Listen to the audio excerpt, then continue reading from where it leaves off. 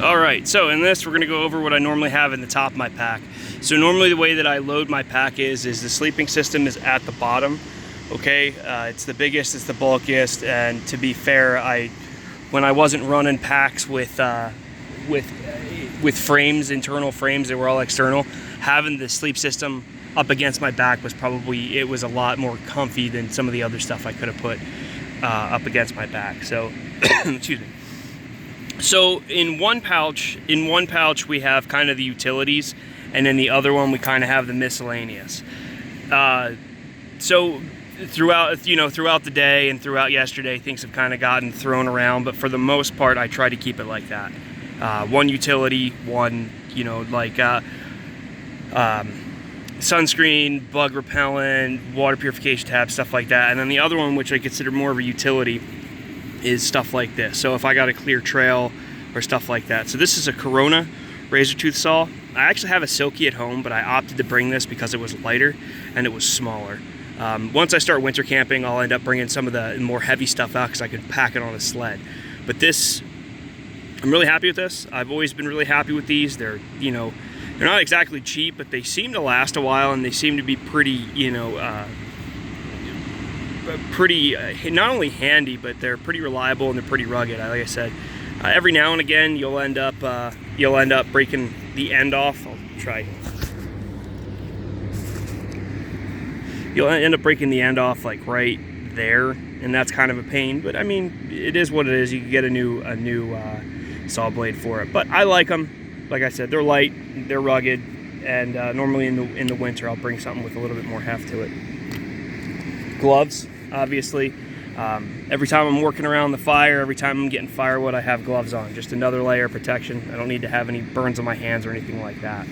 And it prevents cuts, prevents splinters, prevents all that stuff. So highly recommend them. Although I'm having issues with mechanics gloves lately. For some reason, I used them when I was in Iraq and I really liked them. But using them now, I don't know, it seems like the quality's not as good.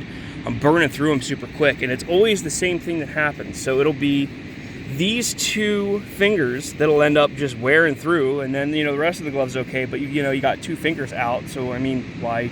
It kind of defeats the purpose. I've run through 3 pairs, and I've been doing this for about a year. So I mean, and it's not like I'm out all the time. Then we have that knife that I was talking about, Dave Hall knife. I really like that. Some fishing lures, woolly buggers, dragonfly baby stuff, things like that. Ferro rod.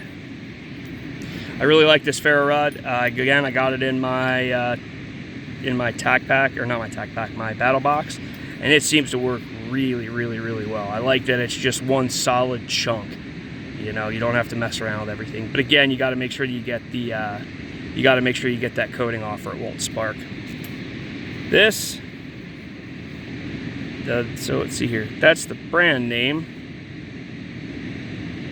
There you go. I'm not even gonna try. This is absolutely useless. I have no reason for these. They bend, they don't work well. I'll just use the back of my knife. So I'll probably end up ditching this at some point because it's just added weight and it's just in the way.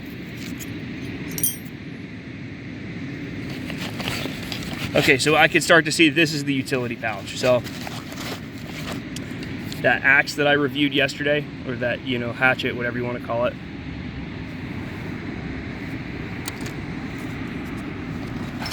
Cordage, lots and lots of cordage, various lengths.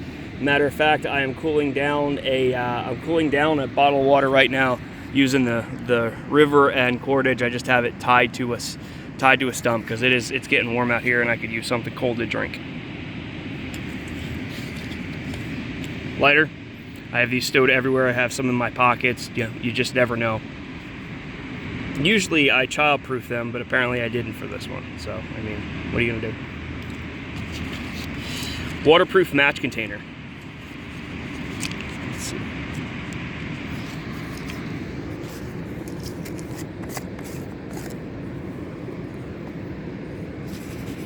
So inside my waterproof match container, I have an easy light sort of pack. An easy light, you apply fire to it and it burns for like 10 minutes. I just have one just in there because. A spare striker, a couple of spare strikers. And then in here, we have a mishmash. Let's see if you can see in there. There we go. We have a mishmash of different matches.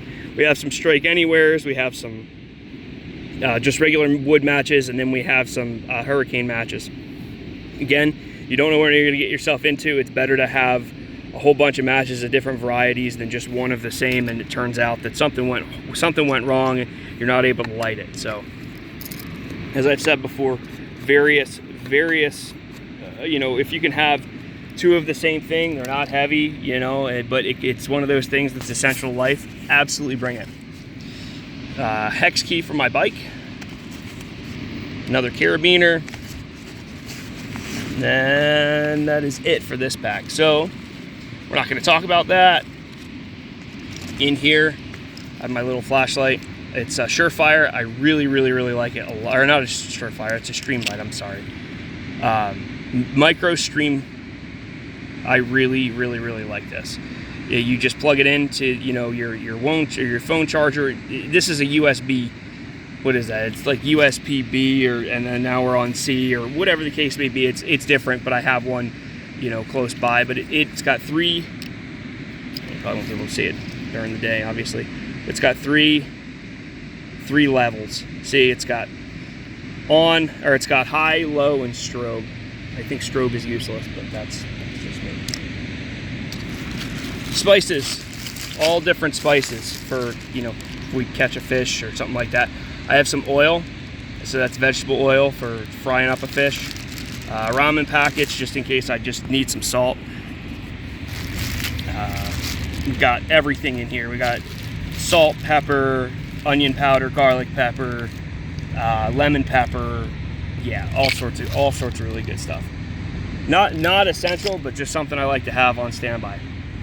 Oh look, more cordage. And we have aluminum foil. Again, in case we catch a fish, different ways of cooking it. And it just could end up it could be useful, signaling or whatever the case may be. Water purification tabs. Like I said, you can never go wrong. I mean, look at how small this is. It just sits in my pack. I don't have to worry about it, and if I need it, it's there. Fish killer. My wife got me this. She, quick semi-painless death. You hit it right between the eyes and the brainstem. Flaying knife. I wouldn't use this for anything other than cooking. I mean, it's not exactly, it's not what I would consider a survival knife, but it cuts up stuff really well. It cuts up food really well. And that is a Kershaw. I really like Kershaws. Not so much since they went to China, but it is what it is. Reserve spoon and fork, because you never know. And then, like I said, I have sunscreen. And off. So normally I'm not a big sunscreen fan, but I'm glad I had it because the tops of my feet are burning like bad. So that should be make for a couple of interesting days, but it's what it is. I should have put it on before, but I'm one of those people who doesn't like having sunscreen and this, that, but I am eating my words right now. I should have definitely applied sunscreen. That's the top of my pack. I feel like we haven't. I got a couple more things to go over here.